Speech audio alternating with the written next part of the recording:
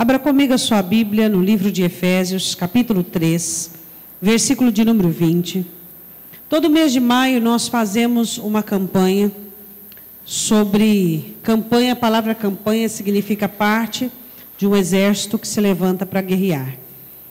Sobre a questão de prosperidade, a necessidade do povo de Deus aprender respectivamente sobre a questão da prosperidade. Efésios, capítulo 3, versículo 20. Nosso Deus tem todo o poder no céu e na terra. Amém? Ora, aquele que é poderoso para fazer tudo, muito mais abundantemente, além daquilo que pedimos ou pensamos. Fala, mas o versículo não termina aí. Como é que termina esse versículo?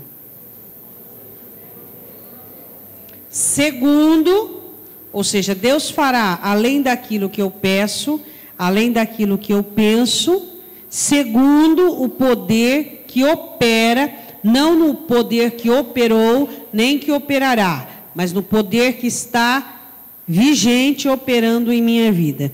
Podemos assentar abrindo comigo a sua Bíblia em 1 Crônicas, capítulo 7. 1 Crônicas, capítulo 7. O tema da mensagem é a lei da superação.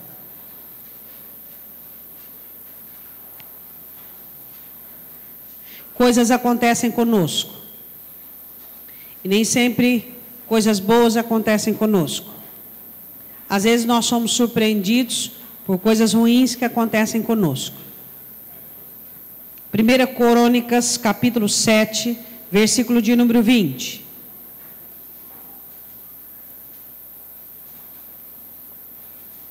Nós vamos falar hoje sobre Efraim.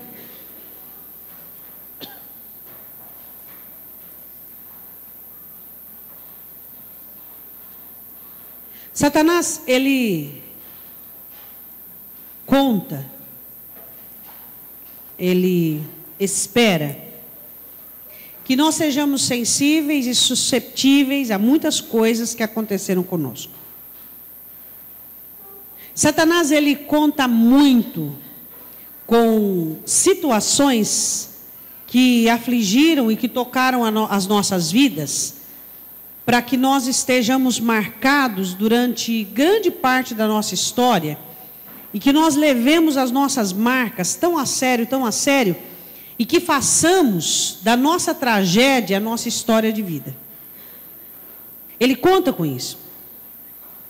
Quanto mais sensível o ser humano é, quanto mais à mercê ele se encontra de fatos, de circunstâncias, melhor é para o inferno.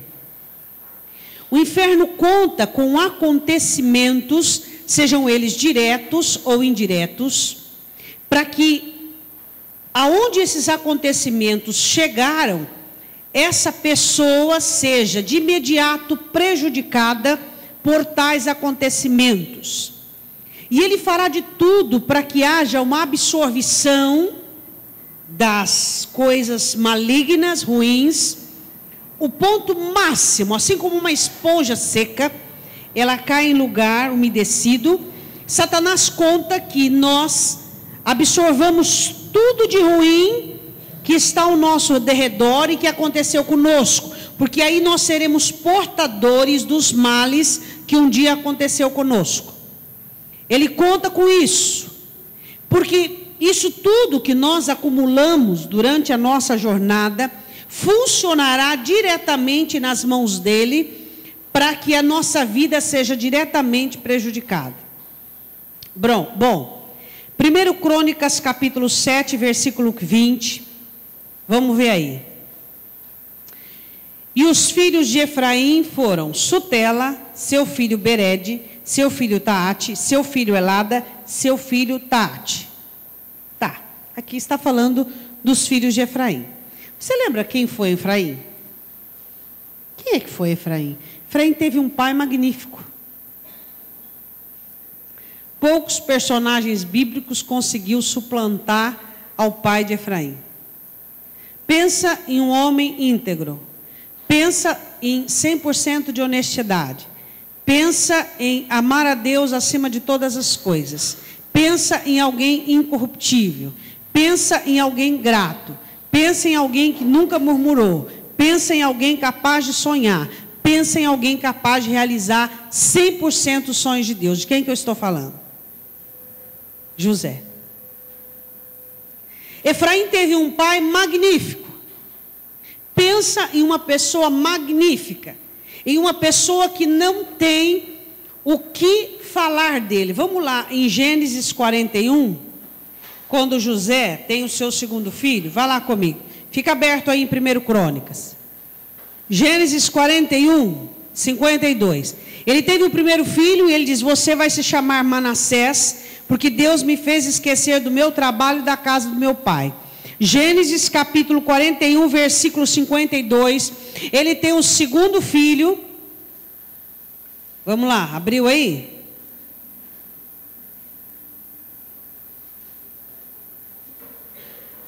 Amém? Ele teve o segundo filho com Azenate e ele colocou o nome no versículo 52. E o seu segundo filho chamou Efraim, porque disse, o que ele disse? Deus me fez crescer na terra da minha aflição, superação. Eu estive numa terra estranha, fui tomado como escravo, fui lançado na cadeia injustamente.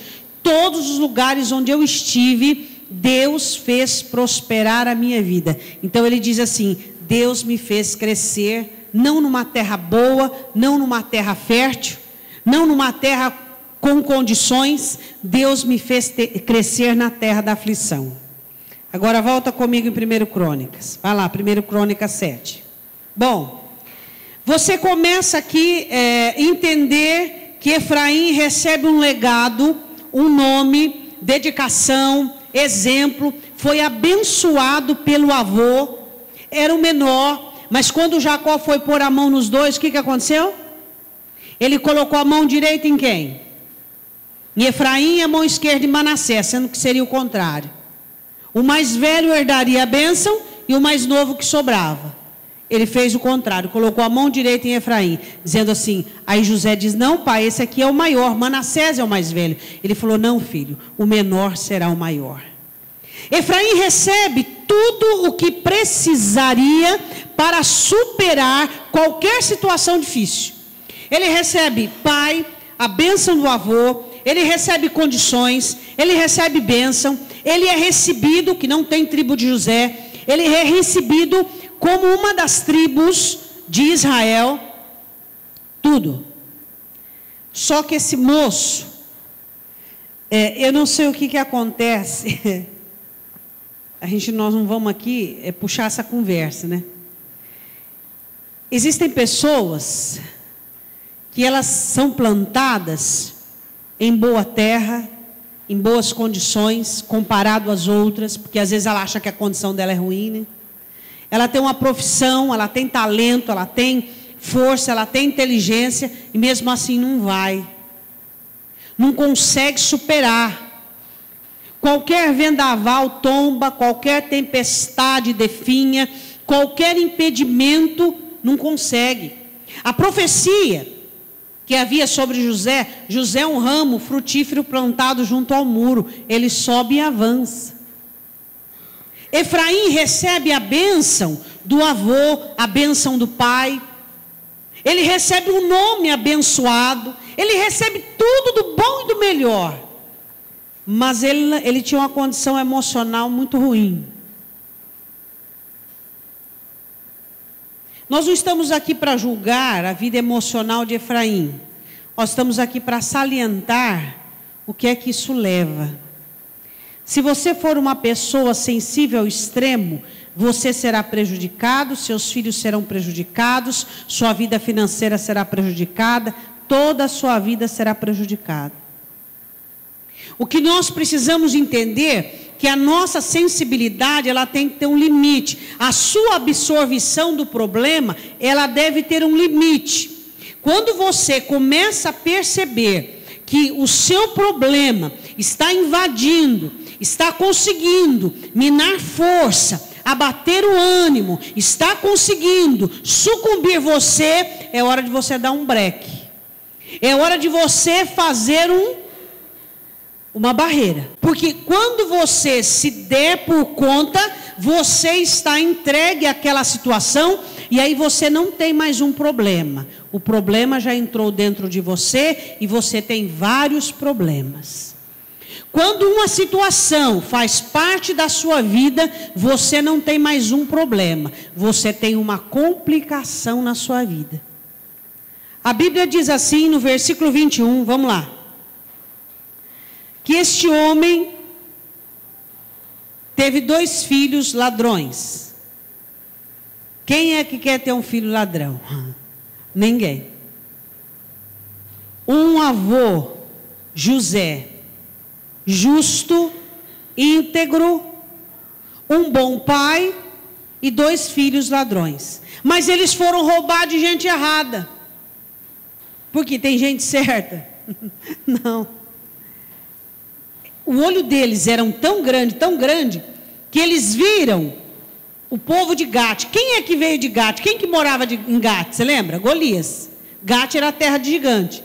Provavelmente o gado, os animais dos gatitas, eram animais robustos, fortes. Eles olharam e cresceram o olho e foram tirar os animais do gigante. Aí o que aconteceu? Versículo 21. E seu filho Zabade e seu filho Sutela e Ezerielade, esse aqui são os 2. E os homens de Gate, naturais da terra, os mataram, porque desceram para tomar os seus gados. Os 2 filhos de Efraim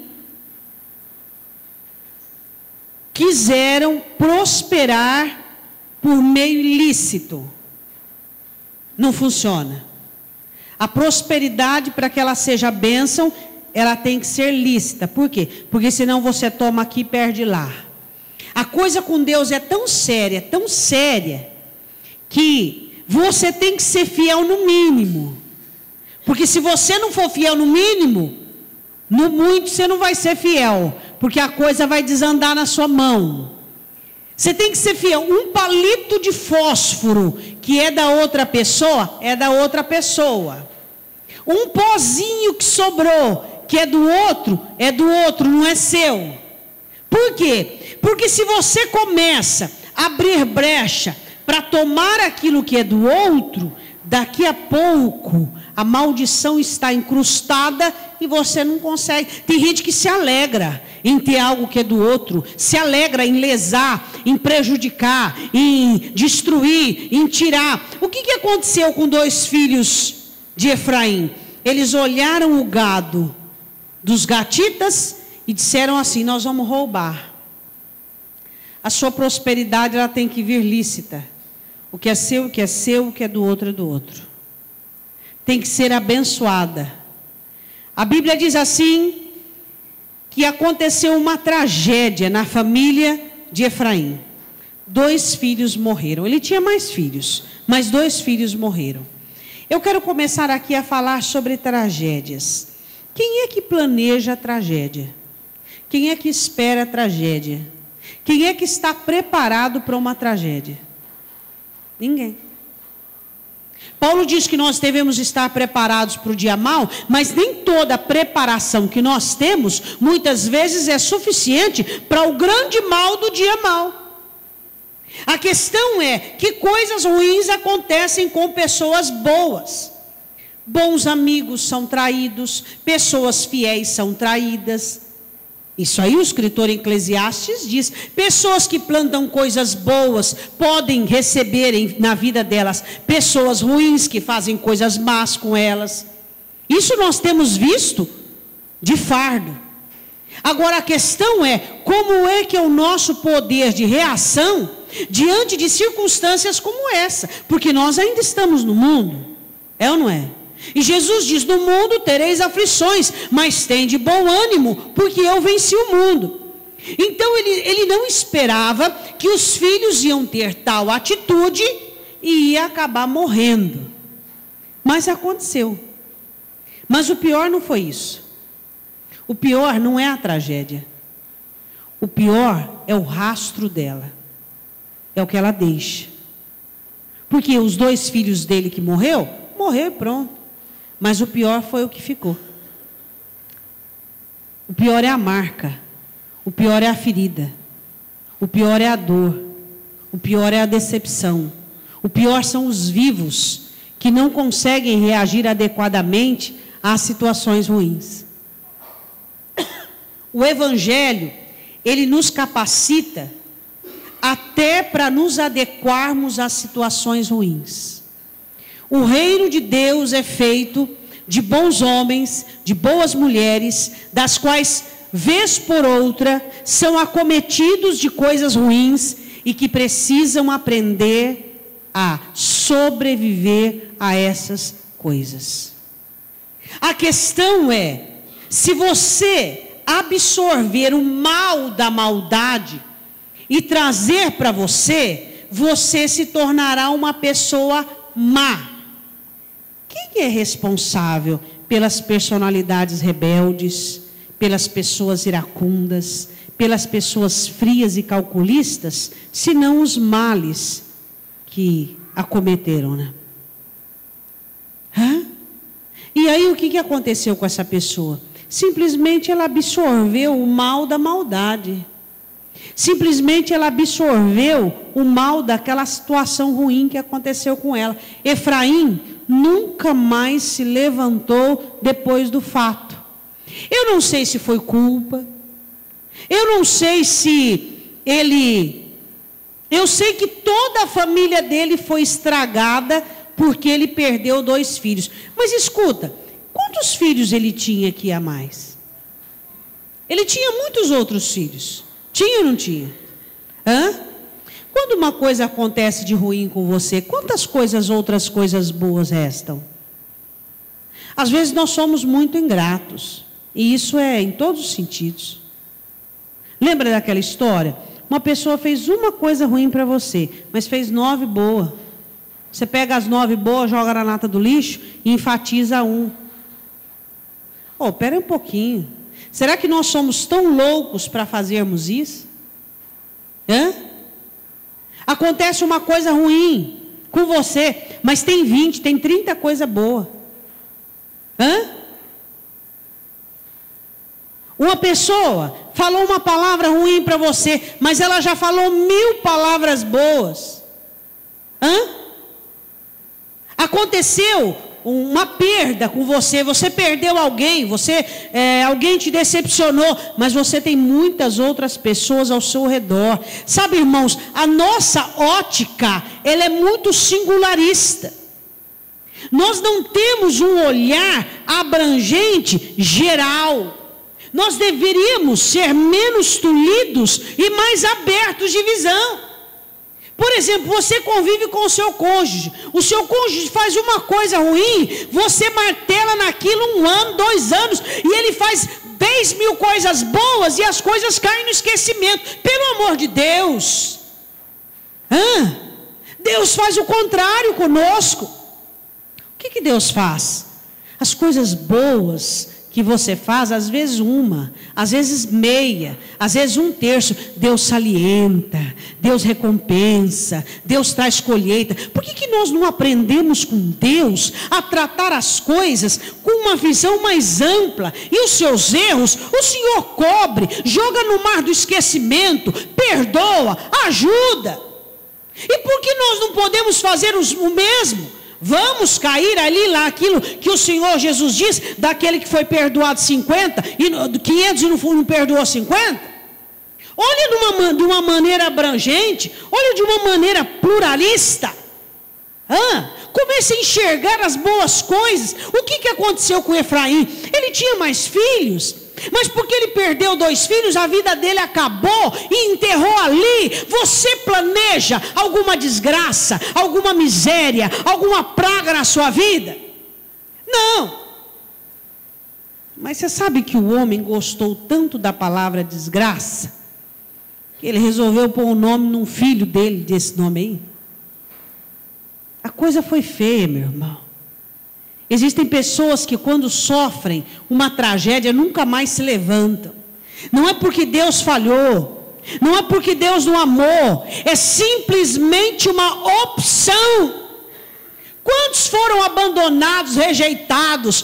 Quantos sofreram ameaças de aborto? Quantos estão de pé e são pessoas boas e optaram pela bondade, decidiram em ser bons? Olha pessoas dizendo assim: eu sou amargo desse jeito, eu sou rebelde desse jeito, porque eu não tive amor, porque eu fui quase abortado no ventre da mãe. Aí eu também. Nem por isso eu optei pelo mal. Passei fome, fui rejeitada, fui dada para adoção. Qual é o problema? A questão não é o que fizeram de mal, é o que ele fez de bom. Essa é a vantagem que nós temos. É ou não é? Essa é a vantagem que nós temos. Uma escolha.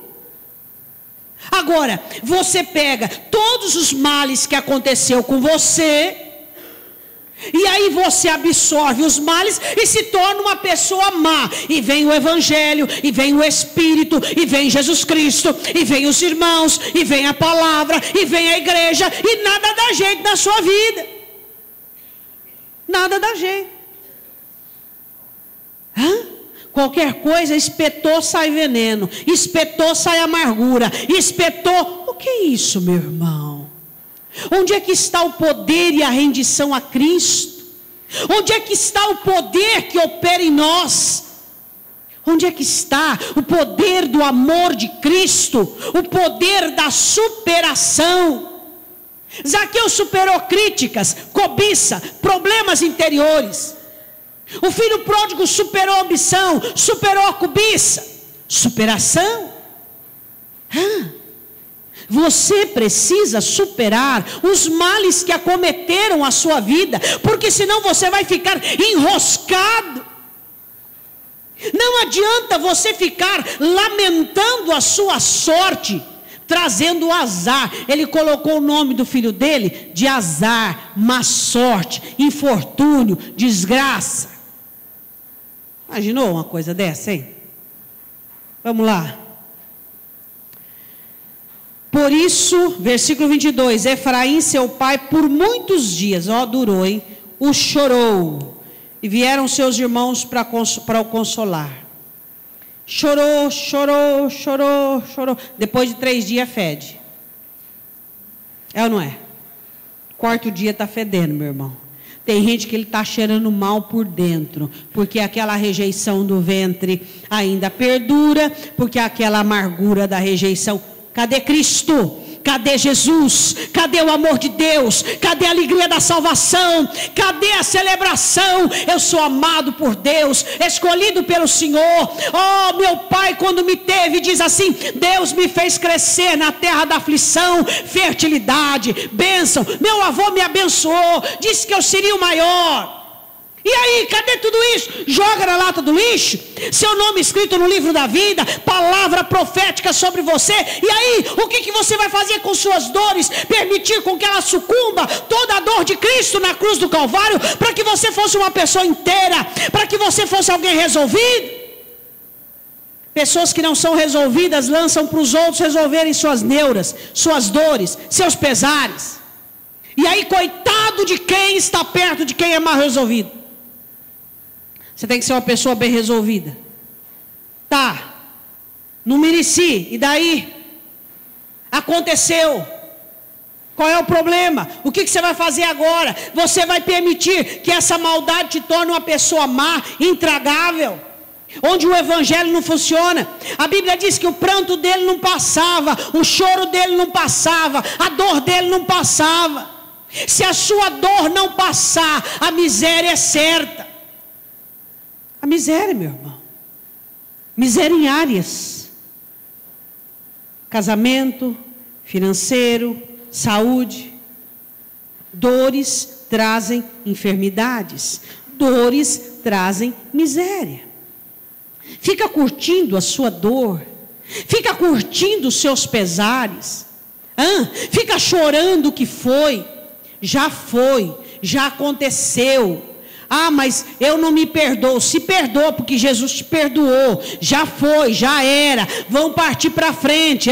O seu futuro é o que importa. O seu passado está em Deus. Essa é a sua posição. Parta para aquilo que Deus tem para você. Parta para aquilo que Deus tem preparado para a sua vida. O choro dele não passava, a dor dele não passava. O que faz com que pessoas não consigam administrar, não consigam legalizar situações? Será que porque culpam os outros? Provavelmente. Será que porque acham que foram vítimas inocentes e injustiçadas? Também. São razões que fazem pessoas continuarem doloridas. Acham que não mereciam. Não é só gente ruim que sofre. Gente boa também encontra gente ruim em sua vida.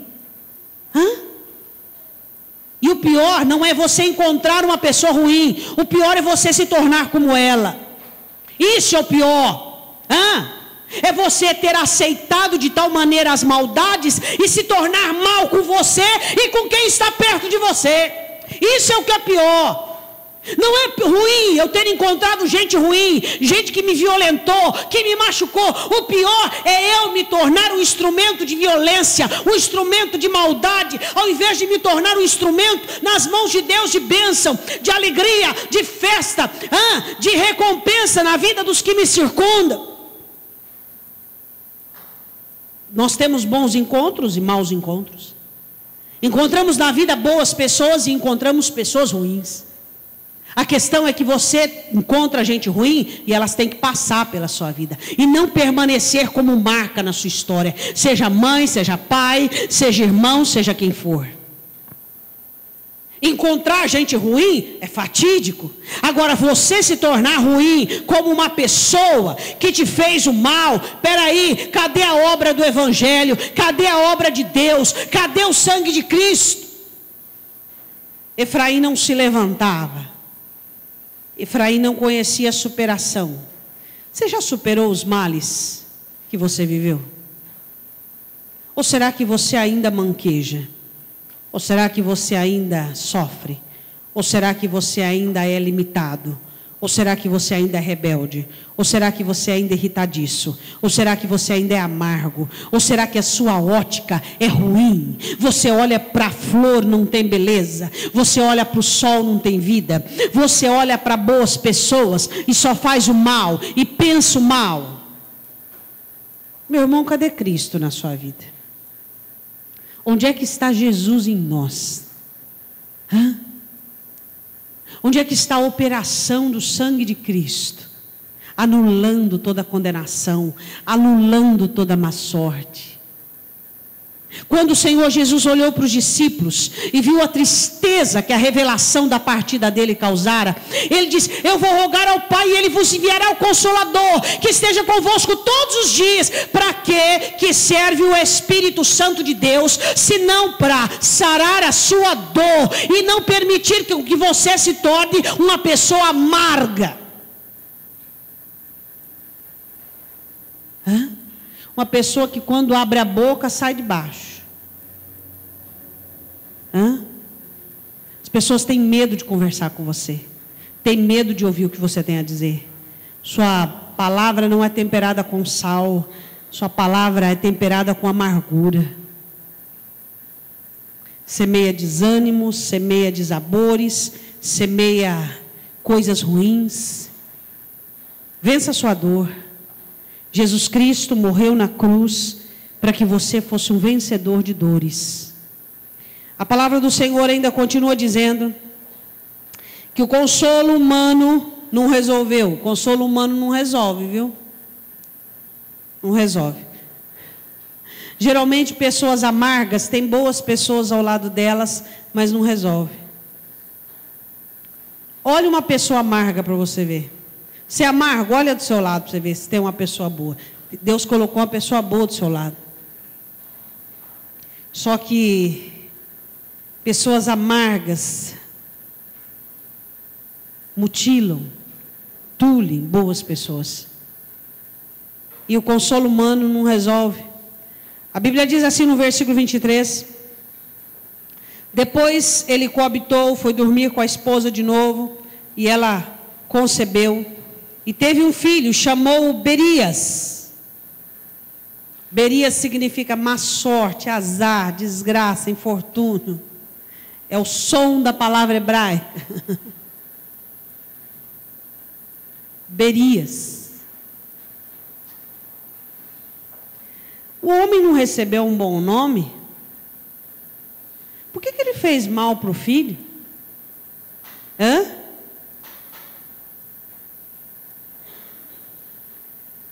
Nós, muitas vezes, não recebemos coisas boas, mas temos que fazer boas coisas.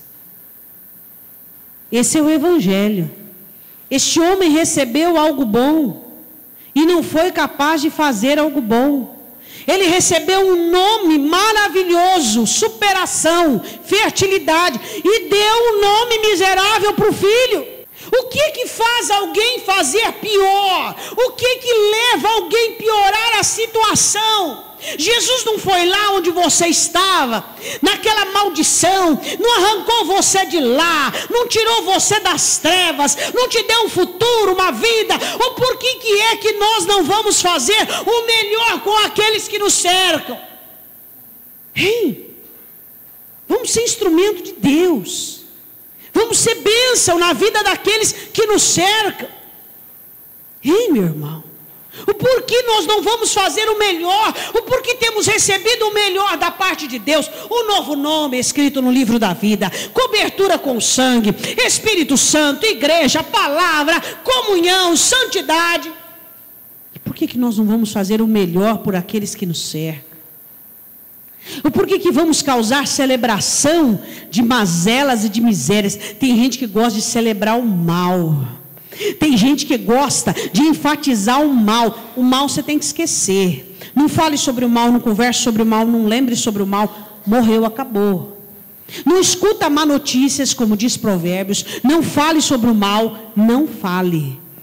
A sua boca tem que falar sobre o bem. O seu coração tem que meditar sobre o melhor que te aconteceu. Você diz assim: meu pai me rejeitou, minha mãe me rejeitou. Aí você diz assim: mas que bom, Deus me acolheu.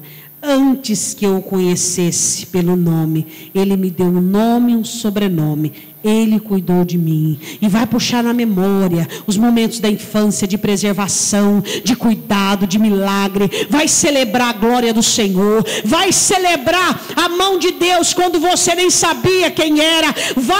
Vai declarar o poder do Senhor sobre a sua vida. E não ficar enfatizando os males dos homens maus que te fizeram os males da vida. Esse homem aqui não se consolou a tal ponto de ter passado para frente a sua dor e a sua maldição. Quantas pessoas marcam as outras com suas maldições? Filhos mal amados não amam corretamente seus filhos. Pessoas que não foram amadas não sabem amar. Pessoas que não foram cuidadas não sabem cuidar. Pessoas que nunca recebeu abraço, carinho, demonstração, hoje são pessoas estéreis que não sabem dar um abraço, não sabem falar que ama. Oh, cadê Jesus, hein? Cadê Jesus em nossas vidas? Aí você diz assim: a minha marca foi profunda, a marca da cruz foi muito mais. Tanto quanto que Ele está com ela até hoje. Você olha para os seus filhos e você vê a visitação da neura do seu pai, que agora é avô, da neura da sua mãe, do pecado, da condenação que havia sobre ela. Mas cadê a bênção que Deus fez em você? Cadê o milagre que Deus realizou na sua vida? Não existe, não está, desapareceu. Hein, meu irmão? Onde é que está? Será que somente Satanás consegue passar para frente essas mazelas, essas misérias, esses infortúnios? E o reino de Deus, parece que as pessoas do reino são travadas, são limitadas, são pessoas que são mais inclinadas ao mal do que ao bem. Este homem não tinha o direito de fazer isso. Existem coisas que você não tem o direito de fazer. Você não tem direito de falar mal de alguém. Você não tem direito de se levantar contra alguém. Você não tem direito de deixar de amar pessoas. Você não tem o direito de fazer mal a algumas pessoas. Ninguém, a ninguém. E ele fez algo sem direito. Por quê? Em nome da dor. Em nome da dor. Porque ele estava mal, ele quis que o mal continuasse. A coisa foi tão mal que na última parte do versículo 23, sua casa ia mal. Veio. Porque a sua casa estava debaixo de maldição. Por que a casa dele ia mal? Porque ele estava mal. Não tem como a sua vida ir bem se você é uma pessoa má. Seu humor é ruim. Seu ânimo é ruim. Sua personalidade é ruim. Você entra na sua casa, dá a impressão que você está entrando na casa do ímpio. Aquele ambiente pesado, carregado. Aquela casa oprimida. Por quê? Por causa de você. Seu mau humor, sua personalidade intragável. Não tem alegria ali, não tem festa, não tem júbilo, não tem celebração. A casa dele estava debaixo de maldição. Nenhum dos filhos dele prosperou. Todos os filhos dele caíram no anonimato. Porque a casa dele ia mal. Porque ele estava mal. Acabou. Acabou. Se você quer ter uma vida abençoada, em todos os âmbitos, esteja bem. Tenha uma boa personalidade, de preferência a de Cristo. Tenha um bom humor, de preferência aquilo que Paulo diz. Que estejamos sempre de ânimo pronto. Tenha boas palavras, tenha bons pensamentos, tenha bons sentimentos, enfim, seja uma boa pessoa. Faça com que os seus filhos gostem de estar na sua casa. Faça com que pessoas gostem de estar ao seu lado. Agora, se nem mesmo você gosta de você, vai ser difícil alguém gostar de ficar perto de você. A Bíblia diz assim, que o mal que ele absorveu foi tão grande, que ele fez com que a sua casa estivesse má, e fosse de mal a pior. Sua casa irá bem, se você estiver bem. Sua família irá bem, se você estiver bem. Se você estiver mal, absorveu todos os males, você vai trazer onde você estiver, vai exalar de você, assim como um fosso de lama, vai exalar, vai vir para fora, porque de dentro sai aquilo que tem.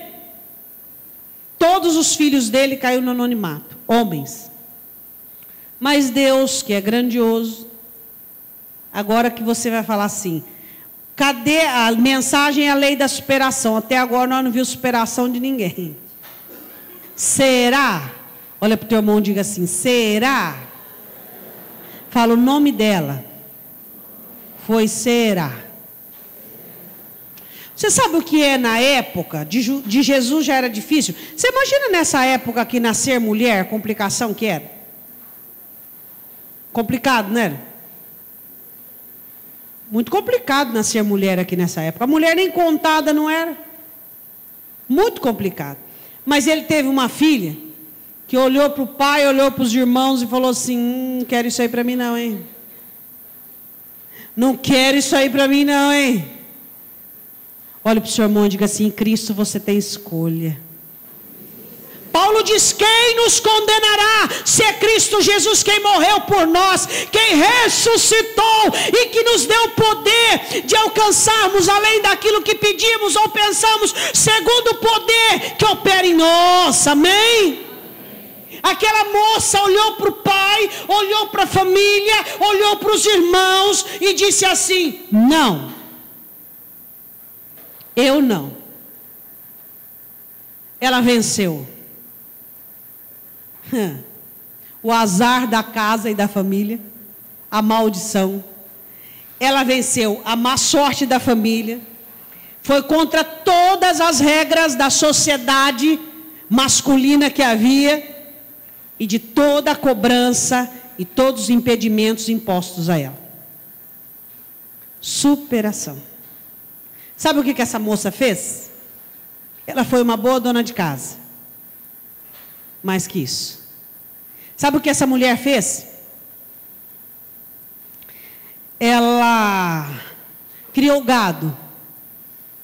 O que está escrito aí na sua Bíblia? O que ela fez? Uma das cidades ela pôs o nome dela. Ela edificou 2 cidades. E sabe quem é essa mulher? Ninguém menos do que descendeu um dos grandes homens da palavra de Deus, substituto de Moisés. Nenhum dos filhos de Efraim, nenhuma descendência sempre era masculina. Nenhum deles descendeu Josué. A descendência de Josué foi dela. Josué é descendente dela. Está explicada a raiz do garoto, né? Está explicado ou não está explicado? A Bíblia diz assim, no versículo 24: e sua filha Será, e edificou a Bet-Horon, a baixa e a alta, 2 cidades conjugadas, como também a Uzem Será. Ela edificou 2 cidades, construiu com as mãos 2 cidades. Os filhos dele? Não conseguiu. Ela optou. Ela descobriu que tinha escolha. Em Cristo você tem escolha. Em Cristo você pode optar. Em Cristo você pode dizer não à condenação, não à maldição, não a essa circunferência de problema que nunca acaba na sua vida. Em Cristo você pode dizer não, eu vou superar, eu vou vencer, eu não vou aceitar essa situação dessa maneira. Eu preciso melhorar a minha situação. Ela decidiu. Ela teve de Deus a força. Para quem que Deus dá força? Os olhos de Deus passam, diz Crônicas, por toda a terra para se mostrarem forte para quem é perfeito para com Ele. Deus dá força para todo mundo? Para quem que Deus dá força? Para quem quer. Para quem que Deus dá poder? Para quem quer. Para quem olha e diz assim, não, não vai ser assim. Não, eu não vou aceitar assim. Não, não vai ser desse jeito. Você não pode entrar nos moldes implicados e determinados à sua vida. Já tem um molde que Deus determinou. Um molde de ser vitorioso, de ser vencedor. Porque a Bíblia diz que nós somos mais que vencedores. E se você não vencer a dor, você não vai vencer o diabo. E se você não vencer o passado, você não vai vencer o presente. E se você não vencer os males, os infortúnios da vida, você não vai vencer nada. A casa dele foi amaldiçoada. Só que uma salvou. Vamos continuar? Diz assim, versículo 25. E foi o seu filho Resefe, quem foi filho de Tela. De quem foi filho Tam, de quem filho Ladã, de quem foi filho Amiúde, de quem foi filho Elisama. Estamos chegando. De quem foi filho Num, de quem foi filho? Diga glória a Deus. Um dia, em Números 27, Moisés olha e diz assim, Senhor, dá um homem, e coloque este homem sobre essa congregação, que saia e que entre diante dele. O Senhor diz assim, aparta para mim Josué, porque nele é o Espírito. Ela foi, descendeu dela, e não dos outros irmãos, Josué. Sabe, irmãos, Deus conta comigo e conta com você, para que nós frutifiquemos o bem e não o mal. Coisas na sua personalidade, que vem lá de resenha de mãe e de pai, tem que ser tirada. Miséria que você está passando para os outros. Você olha para os seus filhos e você vê característica de lá. Por quê? Porque você passou. Situações ruins que você recebeu, maldições que você recebeu, que por conta dos males praticados, você olha e vê presente na sua família e nos seus filhos. Quebra isso aí, meu irmão. A maldição se quebra com obediência. Você chega e diz assim: acabou, chega, não. Deus é mais forte, a mão do Senhor é mais forte, o sangue de Cristo é poderoso. Eu não vou aceitar, a coisa não vai ser igual o diabo quer, a coisa vai ser igual Deus manda, igual Deus planejou, igual Deus quis e Deus quer. É assim que vai ser. Você tem poder?